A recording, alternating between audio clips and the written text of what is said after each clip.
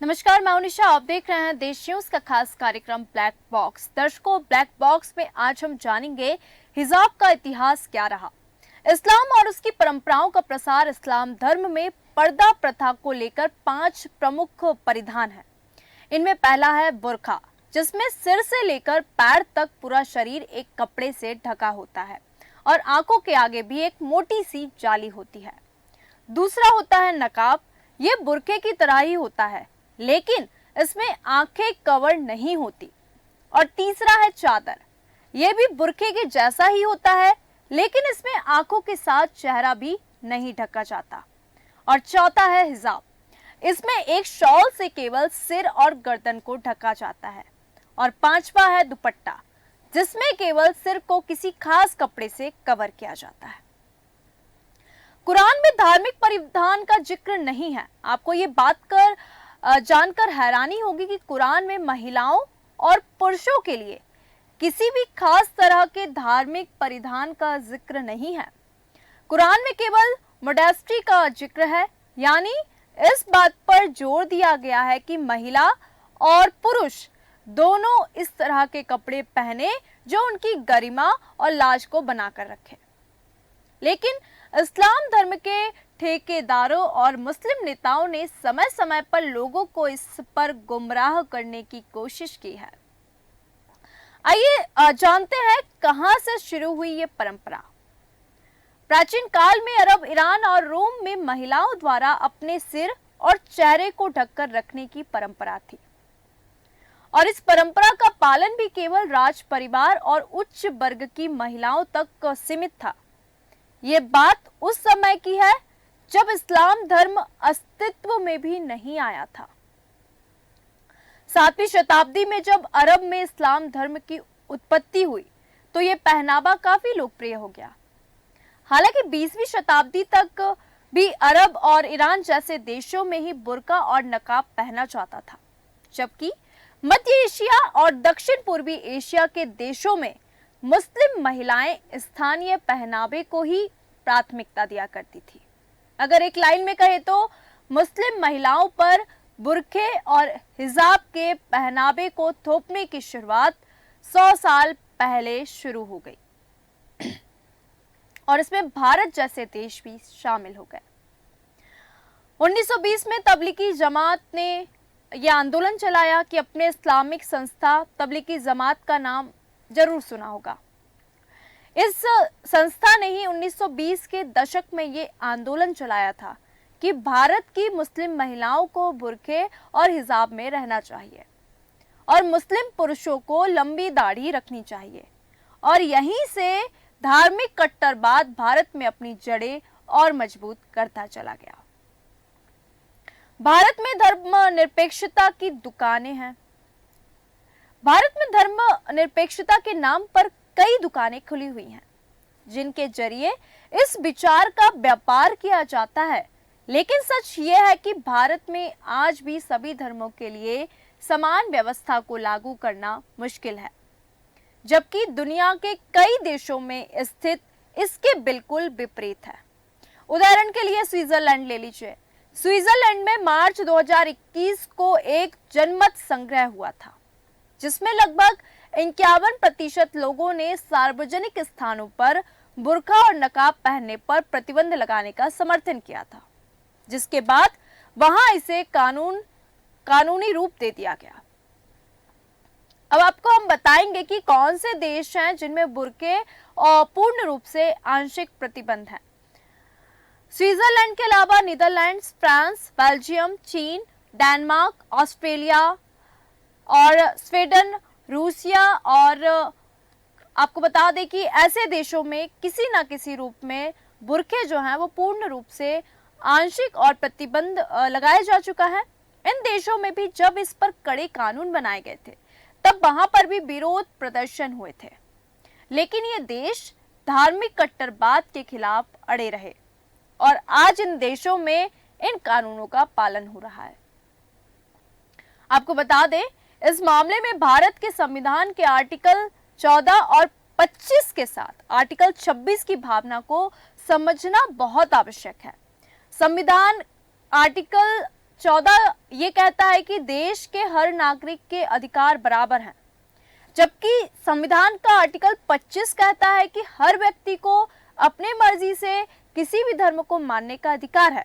और अगर हम बात करें आर्टिकल 26 की, तो आर्टिकल 26 में लोगों को धार्मिक परंपरा निभाने की इजाजत दी गई है। आप ये भी कह सकते हैं कि आर्टिकल 25 और 26 वो ढाल है जिनके पीछे तमाम पर्सनल लॉ छिपे हुए हैं। यूनिफॉर्म सिविल कोड पर आपको बता दें कि बिल ला सकती है, क्योंकि केंद्र सरकार चाहे तो संसद में यूनिफॉर्म सिविल कोड पर बिल लेकर आ सकती है, जिसके तहत सभी धार्मिक कानूनों को खत्म करने का समान न्याय व्यवस्था लागू की जा सकती है। हालांकि कुछ विशेषज्ञों का कहना है कि इसमें आर्टिकल 25 और 26 रुकावट बन सकता है। ये मामला कानून से अधिक सामाजिक है, क्योंकि यूनिफॉर्म सिविल कोड हर धर्म के लोगों पर असर डालेगा और भारत जैसे बड़े देश में इसे बिना विरोध के लागू करना सरकार के सामने सबसे बड़ी चुनौती होगी। अब साल 1986 में एक फिल्म आई थी जिसका नाम था नसीब अपना अपना। आपने ये फिल्म देखी होगी और उसका एक जो गाना था वो बड़ा ही मशहूर था कि भला है बुरा है जैसा भी है मेरा पति मेरा देवता है। आनंद बख्शी ने ये गाना तो फिल्म की हीरोइन के लिए लिखा था, लेकिन इन दिनों एक प्रथा को लेकर इस पर बहस जो है वो खूब तेज है। टाइम के साथ हमारे विचार बदलते हैं और जीवन के लिए जो बदलाव है वो जरूरी भी है, क्योंकि जातिवाद हो या पहनावा, प्रथा हो या रीतियां, परिवर्तन संसार का नियम है। बेहतरी वाले परिवर्तन होने भी चाहिए, जो अच्छे हैं जो बेहतर हैं वो परिवर्तन होते हैं तो वो होने चाहिए। लेकिन परेशानी तो तब खड़ी हो जाती है जब बदलावों की लड़ाई समुदायों की जंग में तब्दील हो जाती है और फिर सड़कों पर चली आती है। अब जैसा कि हिजाब के मामले में हमें कर्नाटक में हम देख सकते हैं, हिजाब के समर्थन और विरोध वाले सड़कों पर भिड़ रहे हैं। जय श्री राम और अल्लाहू अकबर के नारों का टकराव देखने को हमें मिलता है। अब मामला कर्नाटक हाईकोर्ट में चल रहा है, लेकिन देश के कुछ राजनेताओं और कथित बुद्धिजीवी वर्ग ने इसे हिजाब बनाम भगवा शॉल की जंग में तब्दील कर दिया। लेकिन आज हम इस मामले पर कोई राजनीतिक बात नहीं करेंगे। आज आपको इतिहास में हम ले चलते हैं, तो आइए जानते हैं और आपको बताते हैं कि आखिरकार ये हिजाब, बुर्के और नकाब में फर्क क्या है, कैसे इसकी शुरुआत हुई, इस्लाम से इसका क्या कनेक्शन है। अब हम आपको बता दें कि बहुत से लोग एक मेसोपोटामिया सभ्यता के लोग करते हैं, मतलब अपने फेस को ढकने के लिए। शुरुआती दौर में तेज धूप, धूल और बारिश से सिर को बचाने के लिए लिनेन के कपड़े का प्रयोग किया जाता था। इसे सिर पर बांधा जाता था। 13वीं शताब्दी में लिखे गए प्राचीन एसीरियन लेख में भी इसका जिक्र किया गया है। हालांकि बाद में इसे धर्म से जोड़ दिया गया। इसे महिलाओं, बच्चियों और विधवाओं के लिए पहनना अनिवार्य कर दिया गया। इसे धर्म के सम्मान का प्रतीक के तौर पर लोग जानने लगे। अब हम समझेंगे कि आखिरकार हिजाब, नकाब और बुर्के में क्या अंतर है। सबसे पहले हम बात करेंगे हिजाब की। एक ऐसा हैंड स्कार्फ जो छाती और सिर को ढकता है, एक प्रकार का घूंघट होता है जिसे कुछ मुस्लिम महिलाएं अपने परिवार के बाहर अजनबियों या पुरुषों की उपस्थिति में पहनती हैं। अब हम बात करेंगे नकाब की। नकाब एक घूंघट है जो चेहरे को ढकता है, लेकिन जो आंखों वाला एरिया है वो खुला रहता है। आमतौर पर इसे हैंड स्कार्फ के साथ पहना जाता है। इसे अक्सर मुस्लिम महिलाएं हिजाब के हिस्से के रूप में पहनती हैं। अब हम बात करेंगे दुपट्टे की। हिजाब को कभी कभी दुपट्टे की शैली में पहना जाता है, मुख्यतः युवा महिलाओं के द्वारा। इसमें पूरी गर्दन को कवर किया जाता है। दुपट्टा शैली अपने चमकीले रंगों और सुंदर कढ़ाई से अलग होती है, जो आमतौर पर पोशाक के साथ मेल खाती है। अब हम बात करेंगे बुर्के की। बुर्का और नकाब अक्सर भ्रमित होते हैं। नकाब चेहरे को ढकता है लेकिन आंखों को खुला छोड़ देता है, जबकि बुर्का पूरे शरीर को सिर से ऊपर तक ढक देता है। केवल एक छोटी सी स्क्रीन पहनने वाले को सामने देखने की इजाजत है। अब हम बात करेंगे शॉल की। मुस्लिम महिलाओं द्वारा विशेष रूप से ईरान में सिर को ढकने, घूंघट और शॉल के संयोजन के रूप में पहने जाने वाला एक बड़ा कपड़ा होता है। इराक और कुछ अन्य देशों में फारसी सांस्कृतिक क्षेत्र के साथ साथ मुख्य रूप से शिया क्षेत्रों में भी सार्वजनिक स्थानों पर बाहरी वस्त्र या खुले लबादे के रूप में लबादा पहनते हैं। अब हम बात करेंगे कि इस्लाम में हिजाब और उसकी परंपराओं का प्रसार कैसे शुरू हुआ। इस्लाम ने मध्य पूर्व अफ्रीका और मध्य एशिया के कुछ हिस्सों और अरब सागर के आसपास के विभिन्न समाजों में प्रचार किया। इसमें स्थानीय पर्दे के रीति रिवाजों को शामिल किया गया।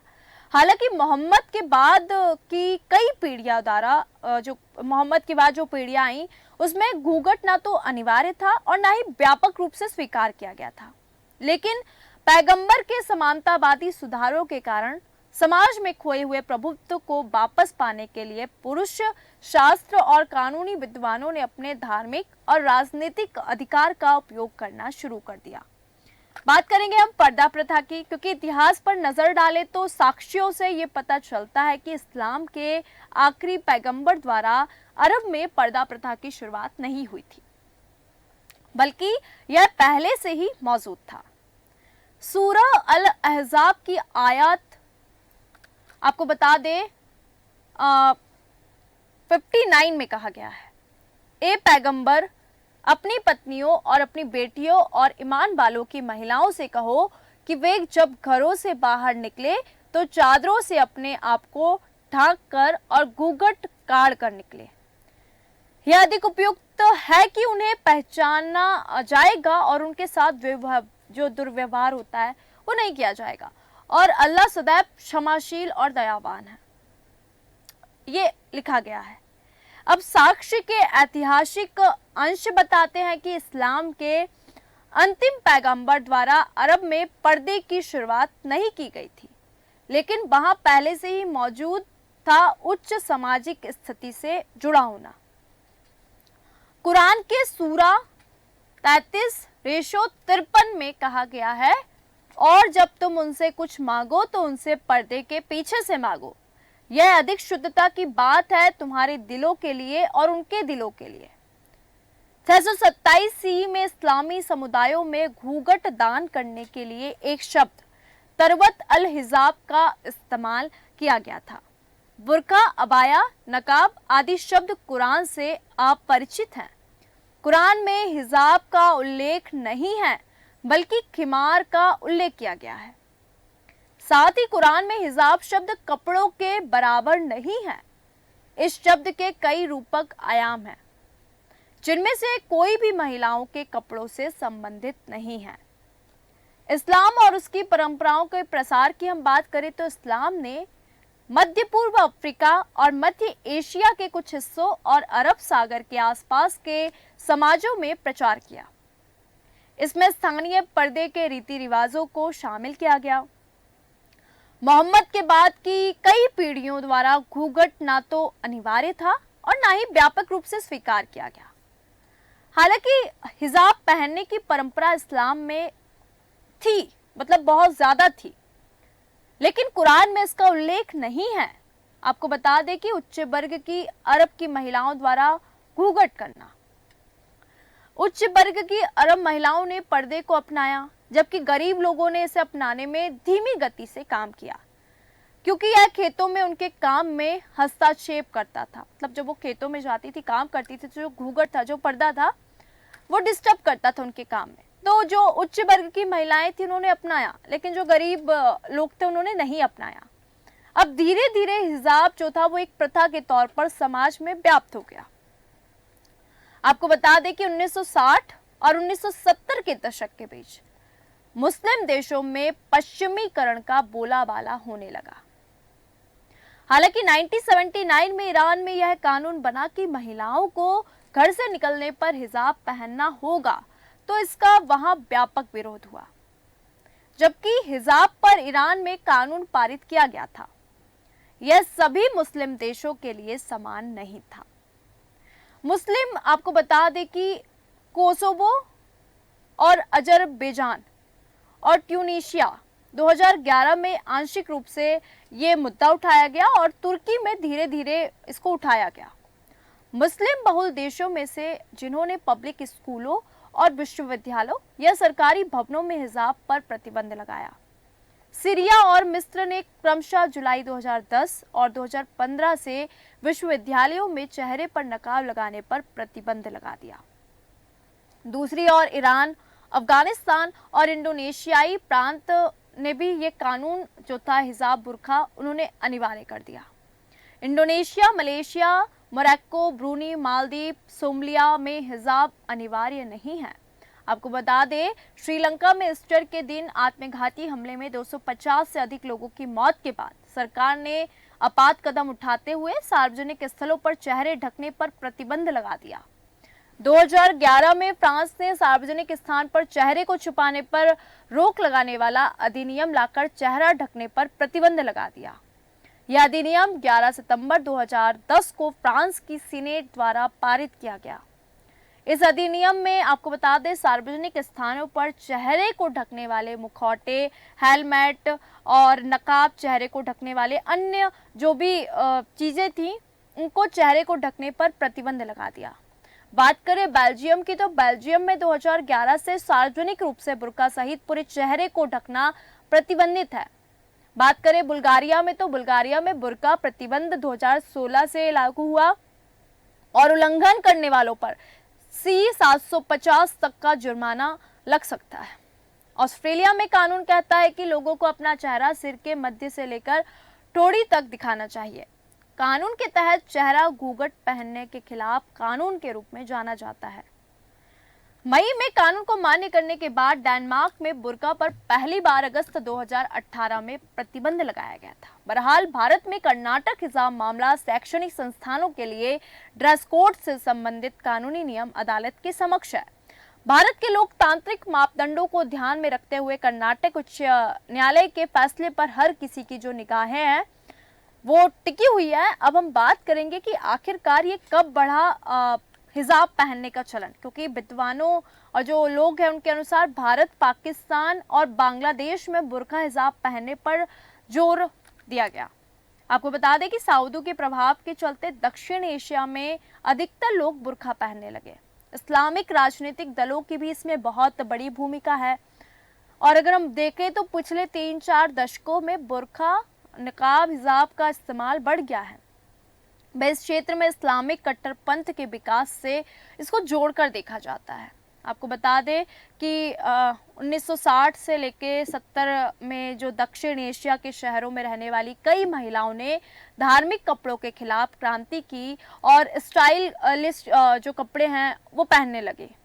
काबुल में महिलाएं स्कर्ट तक पहना करती थी। हालांकि 1980s में सऊदी वहाबी इस्लाम के उभार के साथ हिजाब आया जो केवल सिर और गर्दन तक कवर करता है। दर्शकों, इस्लाम धर्म में क्या कहती है पर्दा प्रथा, क्या होता है हिजाब, बुर्का और नकाब में फर्क, इस्लाम पर्दा प्रथा के 5 प्रमुख परिधान कौन कौन से थे और आखिरकार कैसे शुरू हुई यह परंपरा, कैसे हुआ इतना बड़ा विवाद और इस्लाम और उसकी परंपराओं का जो प्रसार है इस्लाम धर्म में पर्दा प्रथा को लेकर जो 5 प्रमुख परिधान होते हैं और हिजाब का जो पूरा इतिहास था वो आज के खास कार्यक्रम ब्लैक बॉक्स में हमने आपको बताया।